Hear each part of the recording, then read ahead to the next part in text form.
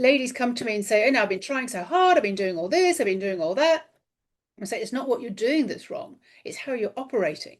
And this has been it's kind of, it's kind of when somebody says, oh, for goodness sake, grow up. It's that annoying when somebody hears that. So for goodness sake, I'm 50 years old. I mean, grow up.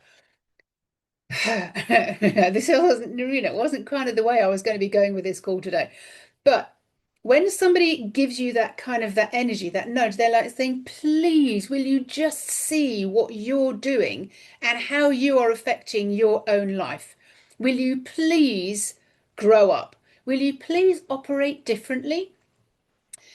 I got into all of this like years ago. I was um traveling in South Africa because I'd heard a voice in my head a year before saying, do you want to do this be doing the same thing in 5 years' time? And I was like, hell no, I don't want to be doing the same things in 5 years' time. But that question wasn't necessarily, do you want to be doing the same thing in 5 years' time? Do you want to be thinking the same way in 5 years' time? Do you want to be operating the same way in 5 years' time? I was like, oh, but I didn't know how.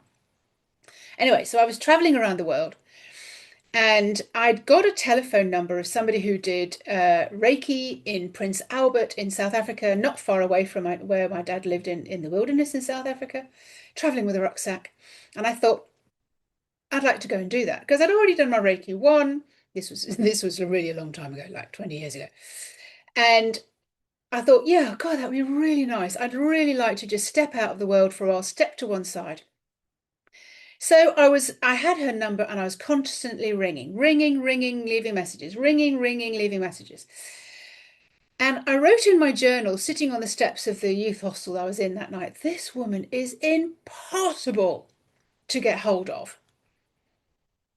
And I heard that voice in my head again saying, scratch that out right now. How dare you say that? Write something else. So I wrote down in my journal, this woman is so easy to get hold of. And with that, my phone rang instantly, and it was Valentine getting hold of me to invite me to go and stay with her. Now, this was the beginning of what practical magic was all about. And as I traveled, carried on with my travels, I